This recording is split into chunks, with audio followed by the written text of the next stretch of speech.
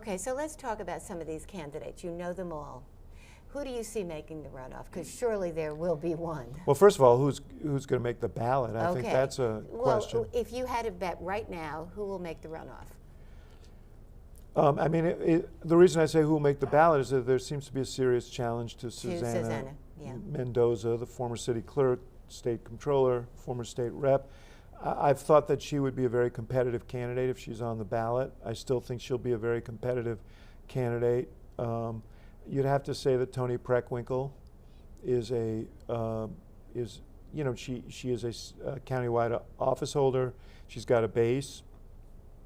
You would think she would have a good chance to get into the runoff, but she also has competition within that base.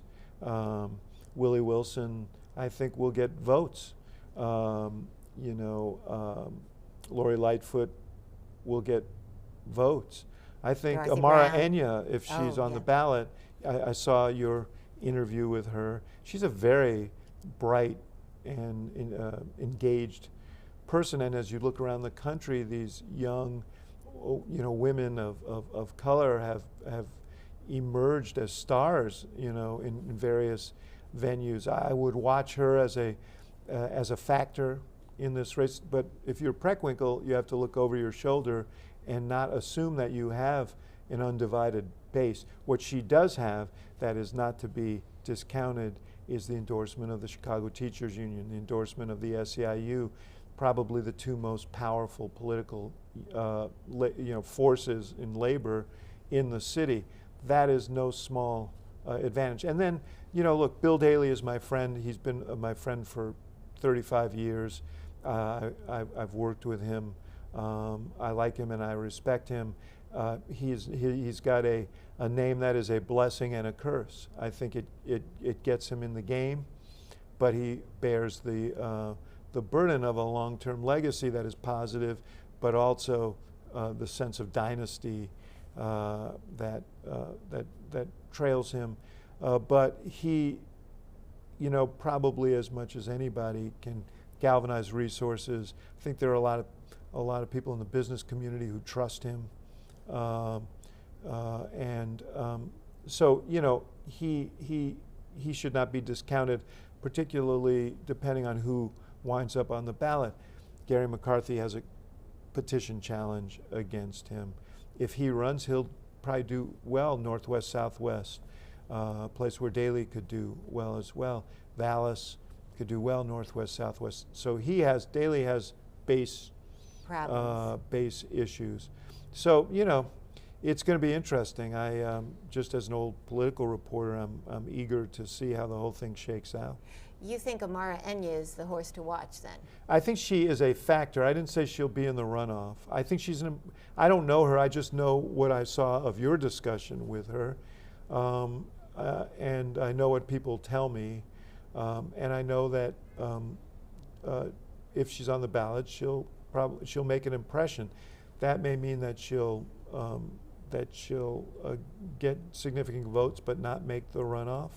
But she will be a factor. I think so. Yeah, obviously, if she gets votes that if she takes votes that Preckwinkle was counting on, that could change the dynamic. And who knows?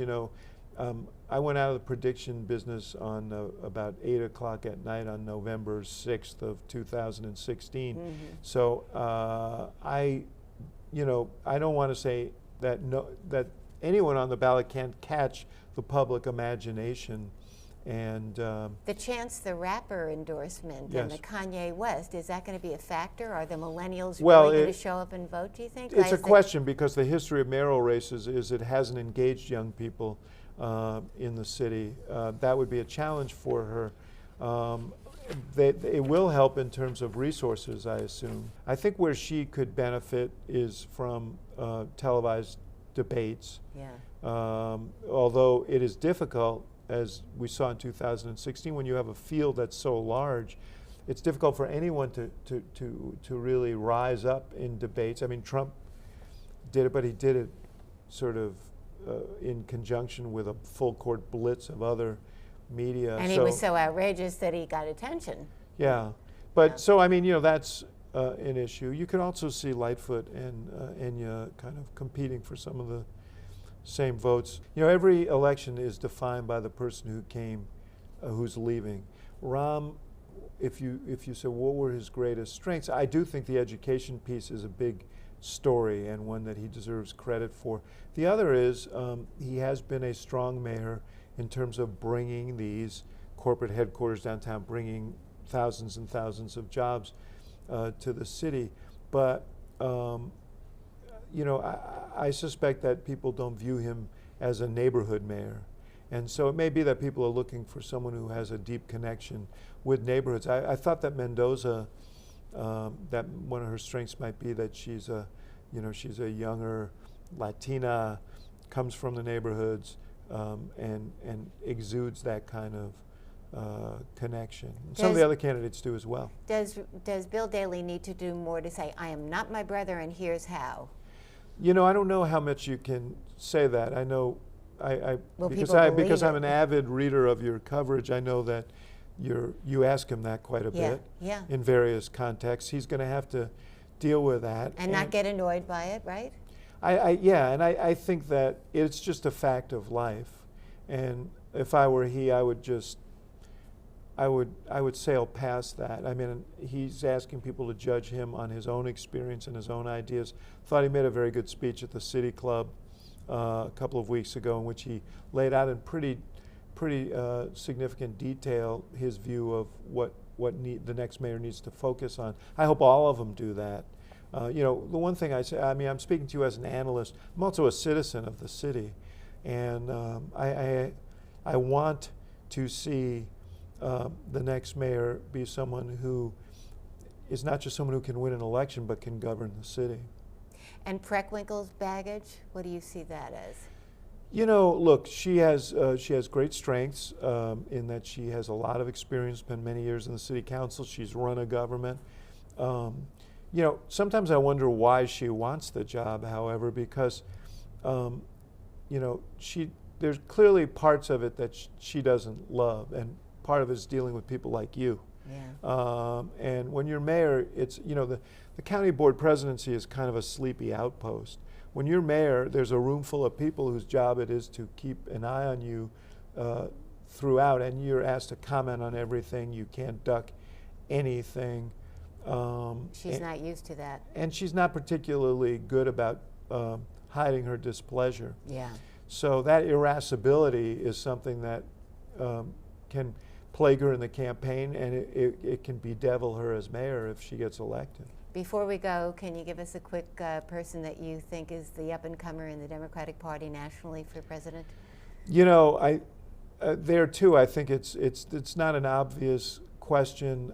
You know, there's a lot of interest right now in Beto O'Rourke, who ran in Texas, did better than any Democrat has done in 20 years. They raised $70 million, inspired young people across the country. I'd keep an eye on him. Sherrod Brown, the senator from Ohio, who won in Ohio despite Republicans doing well everywhere else in Ohio, speaks very much to the voter who has been, who's the party's been losing, frankly. You know, you've got Elizabeth Warren, you've got Kamala Harris, and of course Joe Biden. Is it got to be a new face as opposed to the old, back to the old? You know, I'm a believer in renewal, and but this is an unusual circumstance. I mean, the argument for Biden, and the one he'll make if he runs, is this is a break glass situation, and you need someone who is I know what the argument is, but what do you think? I think that there's going to be a strong generational pull in 2020, and that may benefit candidates who are newer faces. David, thank you so much. Fran, you know how much I admire you, not just for sticking it out all these years, but no one knows more about the city, this building, and politics in the city than you. So your readers are lucky to have you. And viewers. And viewers, yes. Thanks for joining us.